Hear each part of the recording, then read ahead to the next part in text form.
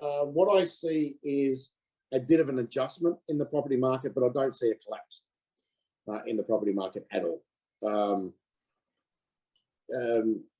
And when I say that, what I'm talking about is residential property in the suburbs. Now, what I do see a problem with is inner city property, inner city apartments, and commercial space in the city, because there's still a lot of workers who aren't coming back to work. So I keep picking on Melbourne, but in Melbourne, a lot of the cafe owners and that in the buildings where we've got interests, and so we talked to the people there. And last time I was in Melbourne, I went and saw a couple of the cafe owners and they've said they've seen probably 30% of the workforce that they normally see, and 30% of the people coming back through. So inner city, I'll see a problem, but if you've been listening to me, you shouldn't be buying property in the inner city anyway. You should be buying it in the fringes and all that sort of stuff.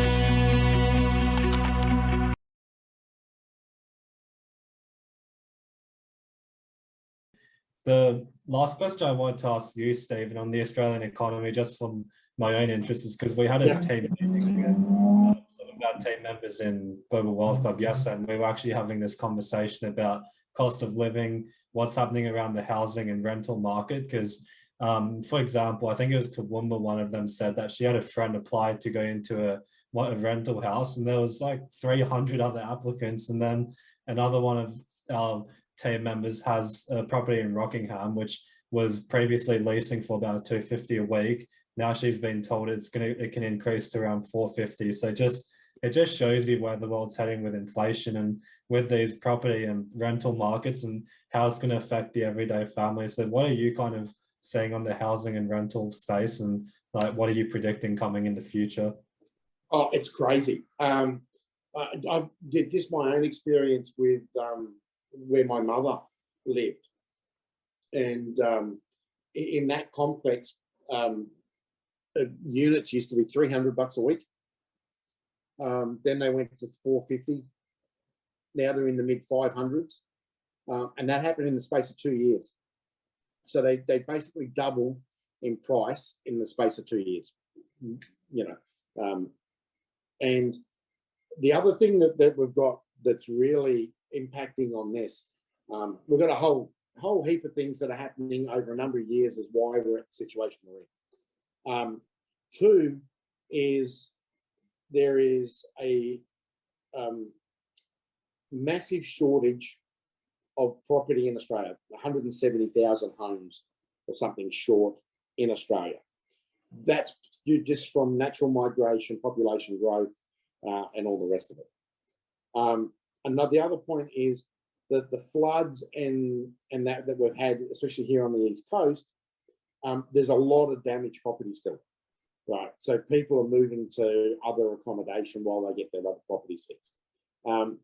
The other biggest problem that we've got is government. I probably don't really need to say this, but government's in the road,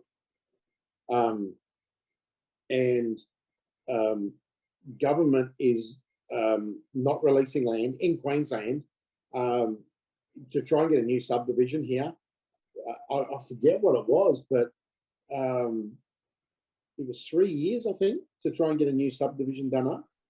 A friend of mine in northern New South Wales has been waiting over 6 years to do a subdivision, right?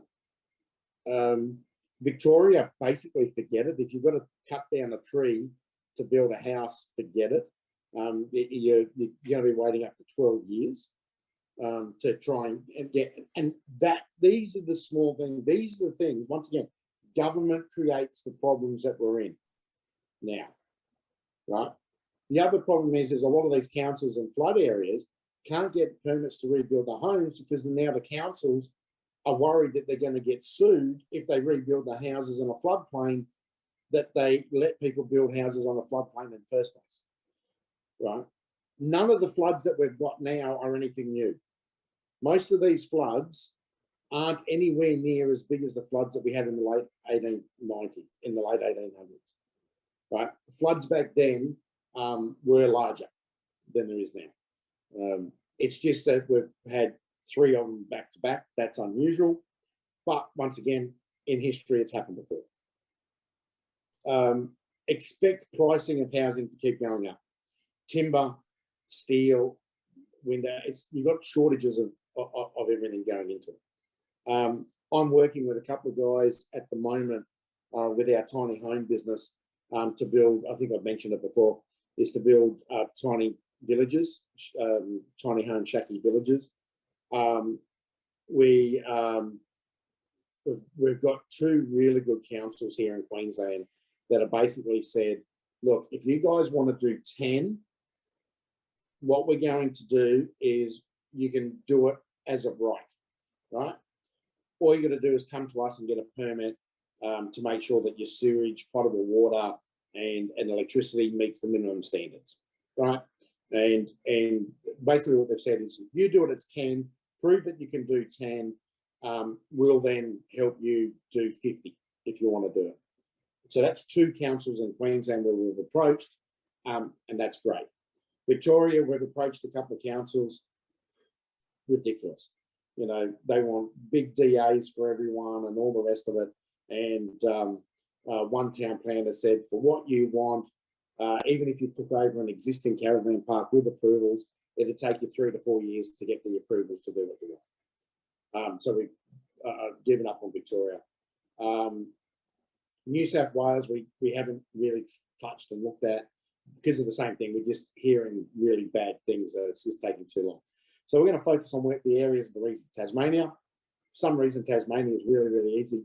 Queensland's easy in certain areas, and the Northern Territory is easy. So, you know, the old saying, go where you're treated best, path of least resistance and all that sort of stuff. So there is governments out there that want to relieve the housing crisis and housing problem. But most of pretty much everything we're dealing with inflation is government induced. The natural disasters and the floods and the energy, even the energy problem is government induced because they don't have an energy policy. And governments haven't had decent energy policies for 20 years. I think the only energy policy that the governments have got at the moment is shut down the reliable energy. You know, that's not a good policy. So that's my take on living. Expect prices to go up. I've heard, so just another quick, here you go. New homes over 5 years, according to the government. Goal to build 1 million homes, 2024, 2029. Never going to happen. That's 2024, 4 to 2029. That's 7 years. That's not going to happen. And they're trying to get state governments to release more land. Well, you know, what we've been saying for 10 years. So that's just hot off the press. So interesting. Yeah, there you go. How's that for time? We do have a few questions from Frank here in the chat around this topic. I'll start going one by one. So firstly, do you see a property slowdown coming due to interest rates, due to rising interest rates? No. Interest rates, but no. So what I see is a bit of an adjustment in the property market, but I don't see a collapse in the property market at all. And when I say that, what I'm talking about is residential property in the suburbs. Now, what I do see a problem with is inner city property, inner city apartments, and commercial space in the city, because there's still a lot of workers who aren't coming back to work. So I keep picking on Melbourne, but in Melbourne, a lot of the cafe owners and that in the buildings where we've got interests, and so we talked to the people there. And last time I was in Melbourne, I went and saw a couple of the cafe owners and that, and they've said they've seen probably 30% of the workforce that they normally see, and 30% of the people coming back through. So in a city, I'll see a problem, but you know, if you've been listening to me, you shouldn't be buying property in the inner city anyway. You should be buying it in the fringes and all that sort of stuff. Now, so the adjustment will be around. So the rental increase will cover any rise in interest rates. So, and the other thing is most people, there's still a lot of people around that have a lot of surplus cash from the pandemic payments. So there was a story the other day where a woman and her family kept losing out on places, and they're basically living in a tent in their friend's backyard. And it's not because they can't pay the rent, it's just that they can't get the forms in time. Like, people are filling out the rental forms and paying deposits way and above, and landlords are just taking it. So it's not that people can't afford a lot of these properties, it's just that they can't get them because there's so few of them. And that's what I see. Now, I also see interest rates leveling out at what I call a normal level. I think interest rates under 3.5%, 4% are abnormal. And because general inflation, of just purely from money printing and all that, runs at 2.5% to 3%. So interest rates should be around that 3 to 4% all the time, which means then that self-funded retirees and self-funded people are getting some sort of return from long-term deposits, which means that bonds are looking better as well, and so forth and so on. So, yeah, that's a good take. And the next question here, which I actually find this interesting myself, is why is no one talking about the 10% of houses in Australia, according to the last census, that are empty? There is a few people. I know Pauline Hanson's been on about it for a while. Look, this is an issue that is very divisive.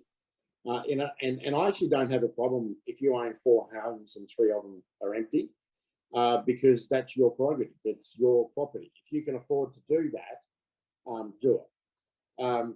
Would I do that? Never in a million years. But it's up to the person who owns that property, because it's their property at the end of the day, whether they want to have someone living in it or not. Now, the other side of the coin is people saying, well, those houses, should be taken off them and put into the social housing pool. No, that is communism. That is exactly what we don't want to have, and that is a breakdown of the market economy. I still think that the market is working okay. It would work a lot better if government got out of the road and let the market actually do what the market is, and the market would build more homes. It's as simple as that. The other problem is the reason that a lot of the supply on homes is restricted is our banks are so heavily geared towards residential property. Now, if residential property dropped because there was a massive flood of new property in the market, prices of property may drop a little bit because of the natural settling of a market economy, which means that mortgages that have been extended to people that can't afford them anyway on property that's way overvalued and shouldn't have ever got the loans, the banks would be underwater and would go out of business. And that is, the banks lobby heavily to restrict the supply of property because of their mortgage books. So. Yeah, and lastly, I think this will probably be the easiest question you've had to answer, but is it a good time now to buy a house in a regional area? Yeah. Yeah. They're going up quick. Bundaberg, where I was last week. 6 months ago, 8 months ago, you could have bought a house 300,000. Now they're 450. You know, that's so 50% increase in some areas. Normally, property with big blocks of land, you know, the old, you know, 800,000-900,000 square meter blocks of land that can be subdivided. So the investor developer is moving into regional areas. So get on the, if you're looking to do it, I'd start doing it now. A place that I found interesting was Port Lincoln, the Bunbury in WA. I would stay away personally. I like regional, as I said, I like regional places, but I like regional places that have steady economies, right? And mining, towns that are heavily impacted by fly in, fly out and mine work, they're really, really good to invest into when mining's doing well. You know, you just got to look at places like Emerald, Blackwater in central Queensland, Port Hedland, Karratha in WA, where you're getting rents of $1,200 a week on a house that costs you 400 grand. Then you could have sold that house for 800 grand. But then all of a sudden the mining boom finished and you couldn't sell the house and you couldn't rent it, right? Because there's not an underpinning stable economy. Places like Bundaberg, Mackay, even though Mackay gets a bit hit on the mining, but it's got an underlying industry coming back in now. Rockhampton with the beef industry, Bundaberg with the food industry, like the produce industry, Toowoomba with the agricultural industries, Geraldton in WA has got a fairly stable place. I don't know much about southern WA. Darwin, because of the military, it's hard to get a place in Darwin. Townsville, because of the military. Cairns is not one I'm really, really good on. Hervey Bay in Queensland is not a bad place. It does go through cycles, but they're not as steep and bad because it's a grey nomad or a retiree market. But yeah, look, I can't see how you could go wrong, especially with the housing shortage around and people slowly moving out of the cities looking for jobs.